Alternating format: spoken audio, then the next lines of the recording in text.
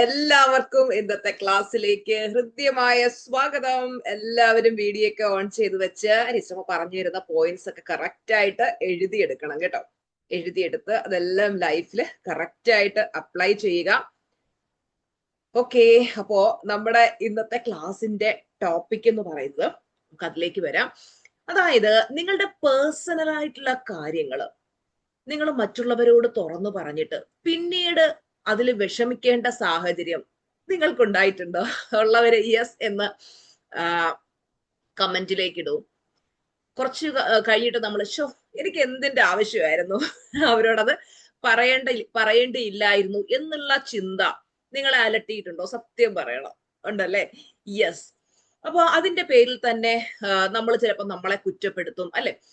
നമ്മുടെ ലൈഫില് ചില കാര്യങ്ങൾ നമ്മൾ പ്രൈവറ്റ് ആക്കി സീക്രട്ട് ആക്കി വെക്കേണ്ടത് വളരെയധികം അത്യാവശ്യമാണ്. ഓക്കെ, അപ്പോൾ ഞാൻ ഇനി പറയാൻ പോകുന്ന ഈ 7 കാര്യങ്ങൾ നിങ്ങൾ ആരോടും ഷെയർ ചെയ്യാൻ പാടില്ല. അത് എത്ര പ്രിയപ്പെട്ടവരാണെങ്കിലും അവരോട് ഇത് നിങ്ങൾ പറയാൻ പാടില്ല. അപ്പം അത് അങ്ങനെ പറയാൻ പാടില്ല എന്ന് പറയുന്നത് എന്തുകൊണ്ടാന്ന് വെച്ച് കഴിഞ്ഞാൽ ആളുകൾ മോശമായത് കൊണ്ടല്ല കേട്ടോ. നമ്മുടെ സമാധാനം, പവർ, നമ്മുടെ പർപ്പസ് ഒക്കെ ഈ ഓവർ ഷെയറിങ്ങിനേക്കാൾ വളരെ ഇമ്പോർട്ടന്റ് ആണ് എന്ന് നമ്മൾ മനസ്സിലാക്കേണ്ടതുണ്ട്. ഓക്കെ, അപ്പോ കാര്യങ്ങൾ കൃത്യമായിട്ട് മനസ്സിലാക്കാനായിട്ട് ഈ ക്ലാസ് ഫുള്ളായിട്ട് കാണാനായിട്ട് ശ്രമിക്കുക കേട്ടോ.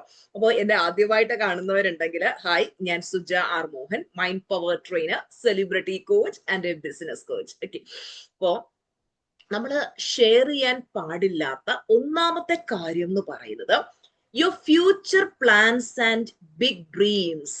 അതായത് നിങ്ങൾ ഫ്യൂച്ചറിൽ എന്തൊക്കെ ചെയ്യാമോ? ചില ആളുകളാണെങ്കിൽ അവർക്ക് ഒരു കൺട്രോളും ഉണ്ടാവില്ല. അവരിങ്ങനെ പറഞ്ഞുകൊണ്ട് കിടക്കും, അയ്യോ എനിക്ക് ഇനി അടുത്ത ഫ്യൂച്ചറിൽ ഞാൻ ഇന്നത് ചെയ്യാൻ പോവാണ്, അടുത്തത് എനിക്ക് ഇതാണ് ഞാൻ ചെയ്യുന്നത്, ഇതിനെക്കുറിച്ച് വളരെ ഡീറ്റെയിൽ ആയിട്ട് എല്ലാവരോടും ഇങ്ങനെ പറഞ്ഞുകൊണ്ട് കിടക്കും. അതുപോലെ അവരുടെ വലിയ ഡ്രീംസിനെ പറ്റിയൊക്കെ പറയും.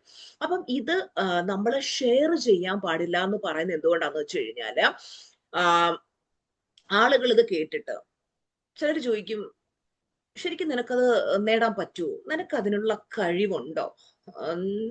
നീ അതൊക്കെ അച്ചീവ് ചെയ്യുമെന്ന് എനിക്ക് വലിയ വിശ്വാസമൊന്നുമില്ല. അതൊക്കെ ഭയങ്കര റിസ്ക് ഉള്ള കാര്യം, നിന്നെ കൊണ്ടൊന്നും പറ്റില്ല, നീ കൂടില്ല. നിനക്ക് ഉറപ്പുണ്ടോ ശരിക്കും അത് നിന്നെ കൊണ്ട് നേടാൻ പറ്റുമെന്ന്? ഇങ്ങനെ പറയുന്ന ചില ആൾക്കാരുണ്ട്, എന്തിലും നെഗറ്റീവ് കണ്ടെത്തുന്ന ചില ആൾക്കാര്.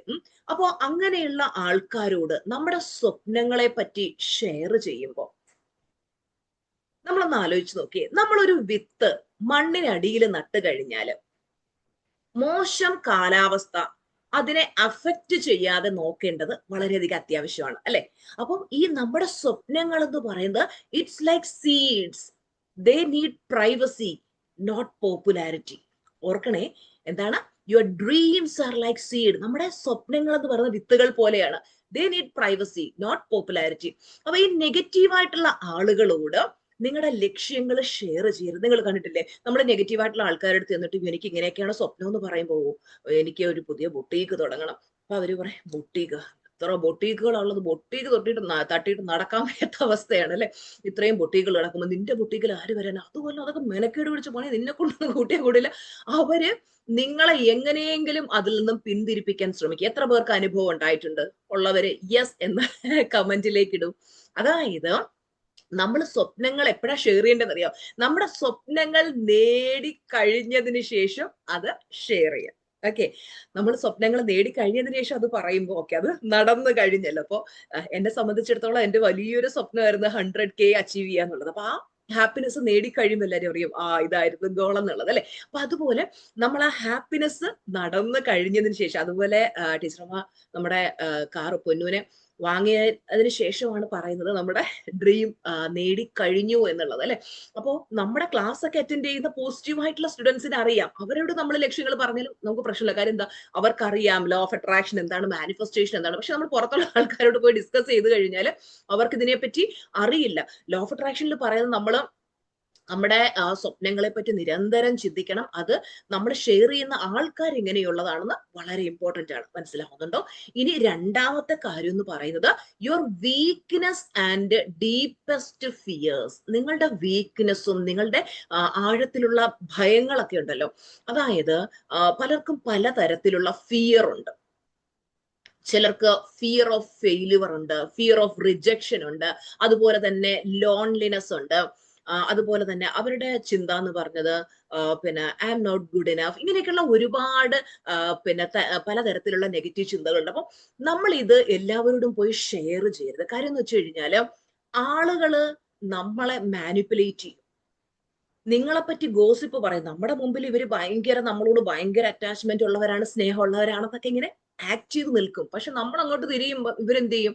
ഇവര് പോയിട്ട് ആളുകളോട് ഗോസിപ്പ് പറ, അറിയാവോ നമ്മൾ പറയുന്ന രഹസ്യങ്ങളൊക്കെ എന്ത് ചെയ്യും? മറ്റുള്ളവരോട് പോയി പറയും.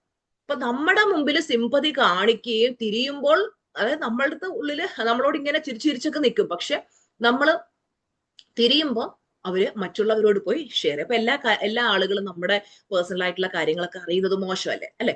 അപ്പോ നമുക്കിപ്പം കുറച്ച് കാര്യങ്ങളുണ്ട്. അത് നമുക്കിപ്പോ ഒരു കൗൺസിലിംഗ് സെഷനിൽ പോയിട്ട് നമ്മുടെ കൗൺസിലർ എടുത്തോ, അല്ലെങ്കിൽ നമ്മളൊരു ലൈഫ് കോച്ചിന്റെ സെഷൻ ഒക്കെ എടുത്തിട്ട് 1-to-1 ഒക്കെ എടുത്തിട്ട് അവരുടെ സഹായം തേടുന്നതിൽ തെറ്റില്ല. നമ്മൾ പറയേണ്ടവരോട് പറയാം. മനസ്സിലാവുന്നുണ്ടോ? അത് എല്ലാവരോടും പറയരുത് എന്നുള്ളതാണ് ടീച്ചർമ്മ പറയുന്നത്. അപ്പൊ അങ്ങനെയുള്ളവരോട് പറഞ്ഞു കഴിഞ്ഞാൽ നമുക്ക് അതിനുള്ളൊരു സൊല്യൂഷൻ കിട്ടും. അത് നമുക്ക് സോൾവ് ആകും. അല്ലാതെ ചുറ്റുമുള്ള നെഗറ്റീവ് ആളുകളുമായിട്ട് ഇത്തരം കാര്യങ്ങൾ ചർച്ച ചെയ്യുന്നത് പൂർണ്ണമായിട്ടും നമ്മൾ എന്ത് ചെയ്യണം? ഒഴിവാക്കണം. അടുത്ത മൂന്നാമത്തെ കാര്യം എന്ന് പറയുന്നത് your financial status or salary. അതായത് നമ്മളിപ്പോ ഈ മാനിഫെസ്റ്റേഷനെ കുറിച്ചൊക്കെ അറിയാവുന്നവരോട് നമ്മൾ നമ്മുടെ പിന്നെ സാലറിയെ കുറിച്ചോ അല്ലെങ്കിൽ നമുക്ക് നമ്മുടെ ഫിനാൻഷ്യൽ സ്റ്റാറ്റസിനെ കുറിച്ചോ ഒക്കെ നമ്മൾ ഷെയർ ചെയ്യുന്നത് യാതൊരു തെറ്റുമില്ല. അല്ലാത്ത ആളുകളോട് നിങ്ങൾ ഇങ്ങനെയുള്ള കാര്യങ്ങൾ പറയുമ്പോൾ അവരിതിനെയൊക്കെ ഒരു നെഗറ്റീവായിട്ട് കാണും. മനസ്സിലാവുന്നോ? ഇപ്പം ഒരു എക്സാമ്പിൾ പറഞ്ഞാൽ നിങ്ങളൊരു പുതിയ കാറ് വാങ്ങുകയാണ്. അപ്പൊ ലോ ഓഫ് അട്രാക്ഷനെ കുറിച്ച് അറിയാവുന്നവർ പറയും, വാവ്, അവർക്ക് ആ കാർ മാനിഫെസ്റ്റ് ആയി, സൂപ്പർബ്, നമ്മളെ അപ്രീഷിയേറ്റ് ചെയ്യും. നേരെ മറിച്ച് ഇതൊന്നും അറിഞ്ഞുകൂടാത്ത ആളുകൾ എന്ത് പറയും? ഓ, ഭയങ്കര ഷോ ഓഫ് ആണല്ലോ, ഇതൊക്കെ ആരെ കാണിക്കാനാ, ഇതൊക്കെ എവിടുന്ന് എന്ത് ഇവരുടെ പൈസ, അല്ലെ?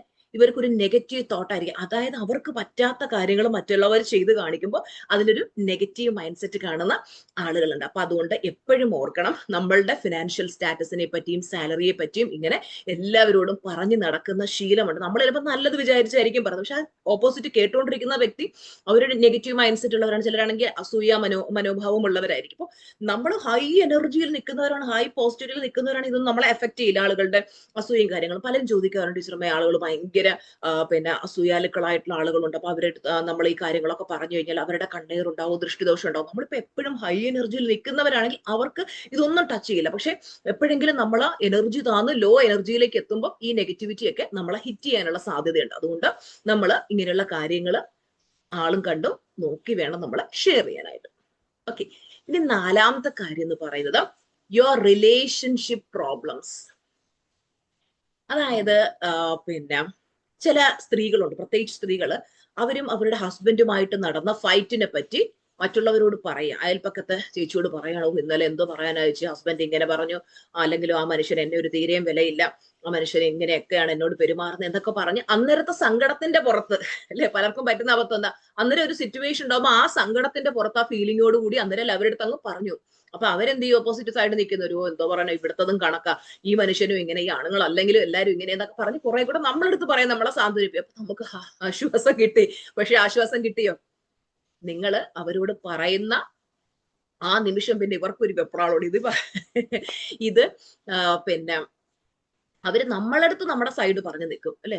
എന്നാലും കൂടി നിന്റെ ഭർത്താവ് അങ്ങനെ പറഞ്ഞല്ലോ, അയാൾ അങ്ങനെ പറയാൻ കൊള്ളാവോ എന്നൊക്കെ ചോദിച്ചിട്ട് നമ്മുടെ സൈഡ് നിൽക്കും. അവരുടെ ലൈഫിലെ കുറെ പ്രോബ്ലംസ് ഒക്കെ നമ്മളോട് പറഞ്ഞ് ആശ്വസിപ്പിക്കും. ഇത് കേട്ട് കഴിയുമ്പോൾ അവർക്ക് പിന്നെ ഒരു വെപ്രാളമാണ്. ഇത് ആരുടെങ്കിലും ഒരു 10 പേരെടുത്തെങ്കിലും പറഞ്ഞില്ലെങ്കിൽ പിന്നെ അവർക്കൊരു വെപ്രാളമാണ്. അവരെന്ത് ചെയ്യും? ഇത് പലരെയും കാണുമ്പോ, പിന്നെ ഞാനൊരു കാര്യം പറയട്ടെ, അപ്പുറത്തെ വീട്ടിലെ ബിന്ദു ആണെങ്കിലേ പിന്നെ ഞാൻ ഈ പറയുന്നത് ആരോടും പറയരുത് കേട്ടോ എന്ന് പറഞ്ഞിട്ടൊക്കെ ആയിരിക്കും പറയുന്നത്. 10 പേരോടും പറയും, ഞാൻ ഈ പറയുന്നത് ആരോടും പറയരുത്, അല്ലെ? എത്ര പേർക്ക് ഇങ്ങനെയൊക്കെ അനുഭവങ്ങൾ ഉണ്ടായിട്ടുണ്ട്? ചിലർക്ക് തോന്നാൻ, ടീച്ചർ എന്റെ അനുഭവമാണോ പറയുന്നത് എന്ന് നിങ്ങൾക്ക് തോന്നുന്നുണ്ടോ? അങ്ങനെയുള്ളവര് അനുഭവം ഉണ്ട് എന്ന് കമന്റിലേക്ക് ഇടുക കേട്ടോ. അപ്പൊ അവര് പിന്നെ എന്ത് ചെയ്യാ, അതുപോലെ തന്നെ നമ്മൾ ചിലപ്പോൾ ഇമോഷന്റെ പുറത്ത് നമ്മളെ ഭർത്താവിനെ പറ്റി കുറെ കുറ്റങ്ങൾ അങ്ങ് പറയും. നമ്മൾ ആ അന്നേരത്തെ ഒരു ഇതിനങ്ങ് പറഞ്ഞു, പക്ഷെ നമ്മളും ഭർത്താവുമായിട്ടുള്ള ഫൈറ്റ് ചിലപ്പോൾ 2 ദിവസം കഴിയുമ്പോൾ അങ്ങ് കഴിയും. ഈ ഈ പറഞ്ഞ ആളുകളുടെ മനസ്സിലേക്ക് അദ്ദേഹത്തെ കുറിച്ച് വളരെ നെഗറ്റീവ് ഫീലിംഗ് ആയിരിക്കും പോകുന്നത്. അല്ലെ? അന്നേരം നമ്മൾ അതിനെക്കുറിച്ച് ഇമോഷന്റെ പുറത്തങ്ങനെ പറയും. പക്ഷെ പിന്നീട് ഈ ആളുകള് അവരുടെ മനസ്സിൽ ആ നെഗറ്റീവ് ഫീലിംഗ് ആയിരിക്കും അദ്ദേഹത്തെ കുറിച്ച് ഉണ്ടാവുന്നത്. അതുകൊണ്ട് വളരെ ശ്രദ്ധിച്ചു വേണം ആളുകളോട് കാര്യങ്ങൾ സംസാരിക്കാനായിട്ട്. ഓക്കെ. ഇനി അഞ്ചാമത്തെ കാര്യം എന്ന് പറയുന്നത് യുവർ ഫാമിലി പ്രോബ്ലംസ്, നിങ്ങളുടെ കുടുംബ പ്രശ്നങ്ങൾ. നമ്മുടെ കുടുംബത്തിനകത്തുള്ള ഡിസെഗ്രിമെന്റ്, അതായത് പലരും തമ്മിൽ അഭിപ്രായ വ്യത്യാസങ്ങളുണ്ട്. ഒരു ഫാമിലിയിൽ 5 പേരുണ്ട് അല്ലെങ്കിൽ 4 പേരുണ്ട്, 4 പേരും ഒരേ സ്വഭാവക്കാരല്ല. നമ്മൾ വിചാരിക്കും നമ്മുടെ മക്കൾ നമ്മളെ പോലെയാണ്, പക്ഷെ ആണോ?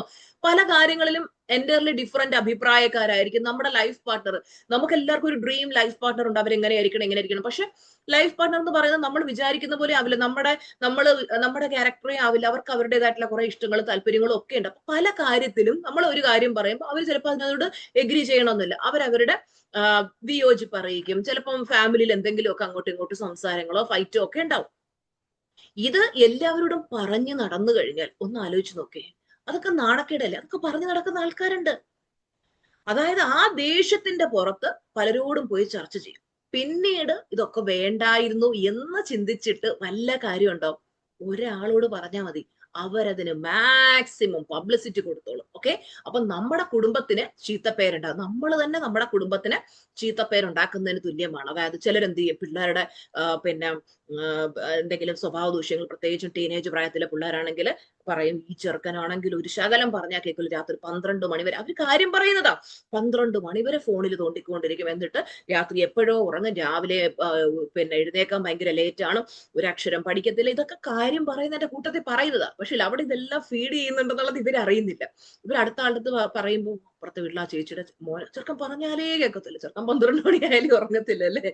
ഇതൊക്കെയാണ് സംസാരം. അപ്പോ നമ്മൾ ഇനി പറയുമ്പോൾ വളരെയധികം ശ്രദ്ധിക്കുക. അനാവശ്യമായ കാര്യങ്ങൾ ആരോടും മനസ്സ് തുറന്ന് ഷെയർ ചെയ്യാതിരിക്കുക. നമ്മളില്ല നമ്മുടെ മനസ്സിൽ കളങ്കമില്ലാത്തതുകൊണ്ട് എന്തെങ്കിലുമൊക്കെ കാര്യങ്ങൾ അങ്ങ് പറയും. പറഞ്ഞു കഴിഞ്ഞിട്ട് പിന്നീട് നമുക്ക് പണി കിട്ടുമ്പോഴായിരിക്കും നമ്മൾ ഒരിക്കലും ഇത് എവിടുന്ന് പോയി, എന്റെ വീട്ടിൽ നടക്കുന്ന കാര്യങ്ങൾ എന്നെക്കാട്ടേയും കൂടുതൽ ഈ ആൾക്കാർക്ക് അറിയാലോ എന്നൊക്കെ പലപ്പോഴും നമുക്ക് തോന്നിയിട്ടില്ലേ? അതിങ്ങനെ കൈമറിഞ്ഞ് കൈമറിഞ്ഞ് പലരിലേക്കും എത്തും. അതുപോലെ തന്നെ ആറാമത്തെ പോയിന്റ് എന്ന് പറയുന്നത് your spiritual beliefs and personal vision. അതായത് നമ്മുടെ സ്പിരിച്വൽ പാത്ത് എന്ന് പറയുന്നത് യുണീക്ക് ആണ്. ഇപ്പൊ നിങ്ങൾ മെഡിറ്റേഷൻ ചെയ്യുന്നുണ്ട്, ചില ആളുകൾക്ക് ഇതിനെക്കുറിച്ചൊന്നും അറിഞ്ഞുകൂടാത്ത ആളുകൾ നിങ്ങളെ കളിയാക്കും. ഈ മെഡിറ്റേഷൻ ഒക്കെ ചെയ്തു, ശരിക്കും എന്നെ പലരും കളിയാക്കാറുണ്ട്.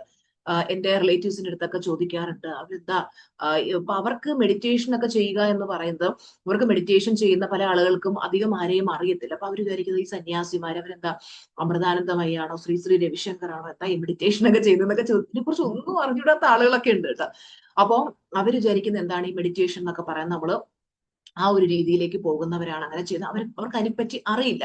അപ്പോ പിന്നെ നമ്മളെ ചില ആളുകൾ നമ്മൾ മെഡിറ്റേഷനൊക്കെ ചെയ്യുന്നുണ്ടോ എന്ന് പറയുമ്പോൾ നമ്മളെ കളിയാക്കുന്ന ആളുകളൊക്കെ ഉണ്ടാവും. അപ്പൊ അവരോടൊന്നും നമ്മൾ അതിനെപ്പറ്റി ഷെയർ ചെയ്യാതിരിക്കുക.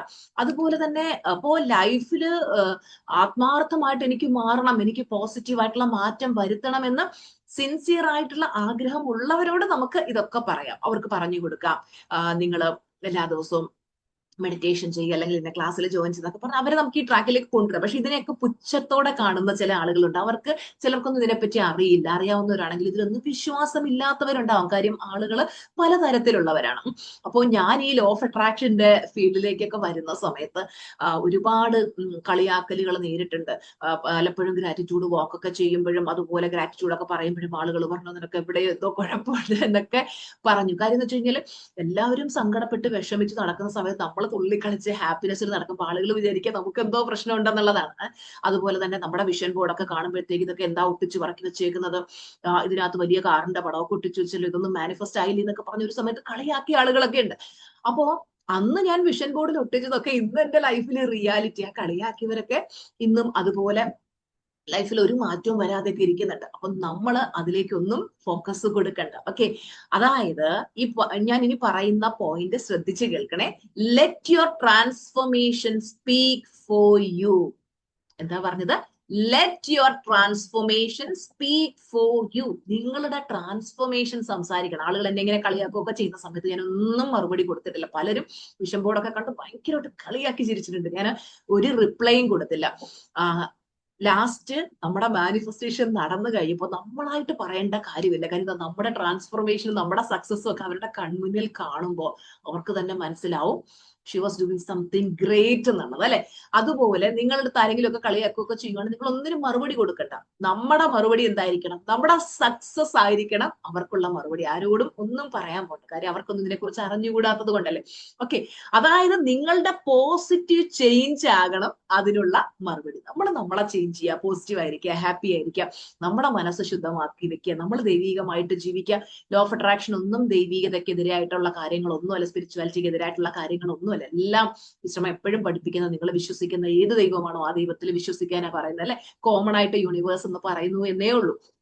നിങ്ങൾക്ക് അല്ലാഹുവെന്നോ കൃഷ്ണന്നോ ഈശോയെന്നോ മാതാവെന്നോ ഇഷ്ടമുള്ള പേര് ചൊല്ലി വിളിക്കാം. എല്ലാം നമ്മൾ പഠിപ്പിക്കുന്നത് എല്ലാം എന്താണ്? ഒരു മനുഷ്യൻ എങ്ങനെ നല്ല പോസിറ്റീവ് ആകാം, ജീവിതത്തിൽ എങ്ങനെ എപ്പോഴും ഹാപ്പി ആയിരിക്കാം, എങ്ങനെ ജീവിതത്തിലെ നമ്മുടെ നെഗറ്റീവ് കാഴ്ചപ്പാടുകൾ മാറ്റി പോസിറ്റീവ് കാഴ്ചപ്പാടിലേക്ക് എത്തി എങ്ങനെ ഏറ്റവും നല്ലൊരു വ്യക്തിയായി മാറാം എന്നുള്ളതൊക്കെയാണ് നമ്മൾ മനസ്സിലാക്കുന്നത്, അല്ലെ? പിന്നെ 7ാമത്തെ പോയിന്റ് എന്ന് പറയുന്നത് നിങ്ങളുടെ പേഴ്സണൽ രഹസ്യങ്ങൾ അത് ആരോടും നിങ്ങൾ ഷെയർ ചെയ്യരുത്. കാര്യം എന്താ? നമ്മുടെ പേഴ്സണൽ ആയിട്ടുള്ള കാര്യങ്ങൾ ആളുകളോട് പറഞ്ഞു കഴിഞ്ഞാൽ ഉള്ള കാര്യം അറിയാലോ, നമ്മുടെ കൂടെ ഭയങ്കര ചങ്കായിട്ടൊക്കെ കൂടെ നിൽക്കും. പക്ഷേ നമുക്ക് എന്നും ഇവർ വിശ്വസിക്കാൻ പറ്റില്ല, ഇവർ നമ്മുടെ ചങ്ക് ഫ്രണ്ട്സ് ആയിരിക്കും എന്ന്. കാര്യം എന്താ? ഒരു സമയം എത്തുമ്പോൾ എന്റെ കൂടെയൊക്കെ വളരെ ഫ്രണ്ട്ലി ആയിട്ട് നിന്നവരുണ്ട്, പക്ഷെ അവർ നമ്മുടെ കൂടെ ചേർന്ന് നമ്മുടെ അത്രയും നന്മ ആഗ്രഹിക്കുന്ന രീതിയിലൊക്കെ സംസാരിക്കുകയും ഒക്കെ ചെയ്തിട്ട്, പക്ഷെ പിന്നീട് ഒരു സമയത്ത് നമുക്ക് മനസ്സിലാവും ഇവരൊക്കെ ആട്ടിൻ തോലണിഞ്ഞ ചെന്നായ്ക്കളായിരുന്നു, ഇവരുടെയൊക്കെ ഉദ്ദേശം വേറെ ആയിരുന്നു, നമ്മൾ മനസ്സിലാക്കുന്ന ഒരു സമയം വരും. അന്ന് പിന്നെ നമ്മൾ വിചാരിക്കും പക്ഷെ അന്ന് ഇവരോട് തുറന്നു പറഞ്ഞു. അപ്പൊ നമ്മൾ എപ്പോഴും മനസ്സിലാക്കിയിരിക്കേണ്ടത് എന്ത് ഷെയർ ചെയ്യണം, എന്ത് ഷെയർ ചെയ്യരുത് എന്ന് നമുക്ക് കൃത്യമായിട്ടുള്ള ധാരണ ഉണ്ടാവണം. എങ്ങനെ അത് നമുക്ക് മനസ്സിലാക്കാം? ഒന്നാമത്തെ കാര്യം, ഇത് ഷെയർ ചെയ്യുന്നത്, അത് ഷെയർ ചെയ്യുമ്പോൾ നിങ്ങൾക്ക് സമാധാനമാണോ സ്ട്രെസ് ആണോ ഉണ്ടാകുന്നത് നിങ്ങൾ നോക്കണം. ചില കാര്യങ്ങൾ നമുക്ക് അവർ ചോദിക്കുമ്പോൾ പറയാനും വയ്യ, പറയാതിരിക്കാനും വയ്യ എന്നൊരു സിറ്റുവേഷനിലേക്ക് എത്തും. അപ്പൊ അത് പറഞ്ഞു കഴിഞ്ഞാൽ നമ്മുടെ സമാധാനം പോവുമെങ്കിൽ നമ്മൾ ഒരിക്കലും ഷെയർ ചെയ്യരുത്. പറഞ്ഞു കഴിഞ്ഞിട്ട് പിന്നെ നമ്മൾ സ്ട്രെസ് അടിച്ചിട്ടോ നമ്മുടെ സമാധാനം പോയിട്ടോ കാര്യമില്ല. അതുകൊണ്ട് വളരെ ആലോചിച്ച് വേണം പറയാനായിട്ട്. രണ്ടാമത്, ആളുകളുടെ വാലിഡേഷൻ കിട്ടാനായിട്ടാണോ നിങ്ങൾ പറയുന്നത് എനിക്ക് ഇത്രയും സാലറി ഉണ്ടോ, അല്ലെ എന്റെ ഹസ്ബൻഡ് ഗൾഫിൽ ഇന്ന പൊസിഷനില്ല എന്നൊക്കെ പറഞ്ഞ് നമ്മൾ ആളുകളുടെ വാലിഡേഷൻ കിട്ടാനായിട്ടാണോ നിങ്ങളത് ഷെയർ ചെയ്യുന്നത് എന്ന് നോക്കാം. അടുത്തത്, ആളുകള് ഈ പറയുന്ന കാര്യങ്ങൾ മിസ്യൂസ് ചെയ്യുമോ എന്നുള്ളൊരു ഡൗട്ട് നിങ്ങൾക്കുണ്ടെങ്കിൽ അത് രഹസ്യമാക്കി തന്നെ അത് നിങ്ങൾ ആരോടും ഷെയർ ചെയ്യും. അപ്പൊ ഈ കാര്യങ്ങൾ ശ്രദ്ധിക്കുക. ഇത്രയും കാര്യങ്ങൾ നിങ്ങൾ യാതൊരു കാരണവശാലും ആരോടും ഷെയർ ചെയ്യാൻ പാടില്ല. ഓക്കെ, അപ്പോ ഇതുപോലെയുള്ള ഫ്രീ ക്ലാസ്സുകൾ ഒരുപാട് വരുന്നതാണ്. നമ്മുടെ മെഗാ മീറ്റപ്പ് ഗ്രൂപ്പിൽ മെമ്പേഴ്സ് അല്ലാത്തവർ എല്ലാ വീഡിയോയുടെ താഴെ നമ്മുടെ മെഗാ മീറ്റപ്പ് ഗ്രൂപ്പിന്റെ ലിങ്ക് കിടപ്പുണ്ട്, അതിൽ ജോയിൻ ചെയ്യുക, കണക്റ്റഡ് ആയിരിക്കുക. ഓക്കെ,